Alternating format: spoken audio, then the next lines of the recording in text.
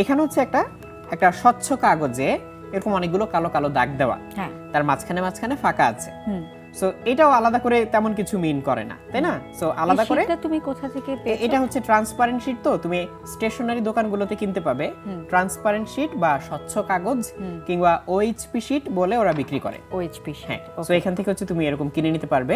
কিনে তুমি চাইলে হচ্ছে যদি তোমার ইঙ্কজেট প্রিন্টার থাকে, প্রিন্টারে এটা কিন্তু প্রিন্ট করে নিতে পারবে। ওকে।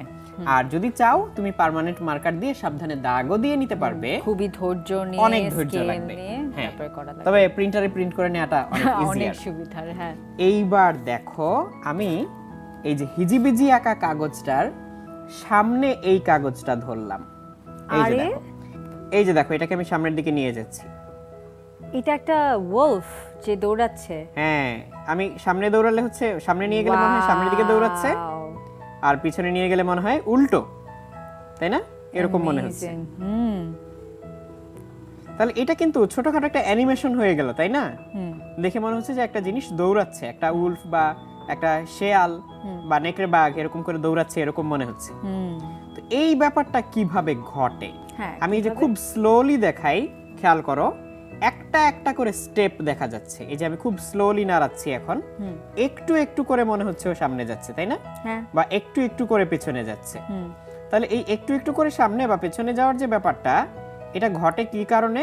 কারণ এই যে আমাদের কালো কালো স্ট্রাইপ দেওয়া, এই স্ট্রাইপ গুলোর মাঝখানে যে ফাঁকা জায়গাটা, ওইটা হলো কভার করে দিচ্ছে এই ফাঁকা সেটা। জায়গা দিয়ে যে কোনো একটা অংশের ছবি দেখা যায় আচ্ছা বা একটা ভঙ্গির ছবি দেখা যায়। আবার এটা যখন একটুখানি নড়ে সামনে চলে আসে তখন অন্য ভঙ্গির ছবি দেখা যায়। হুম কাজেই ধরো একটা ভঙ্গি এরকম, একটা এরকম, একটা এরকম।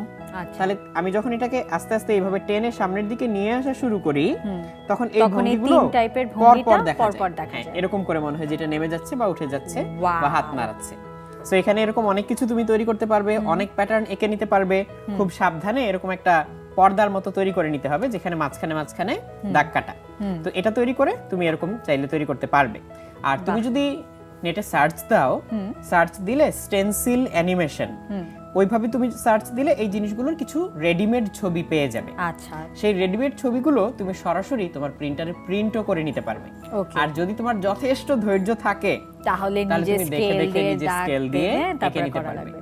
তাতে কিন্তু তোমার ক্রিয়েটিভ ফ্রিডম বেশি, তুমি যে কোনো কিছু চাইলে তৈরি করতে পারবে, তোমার স্বাধীনতা।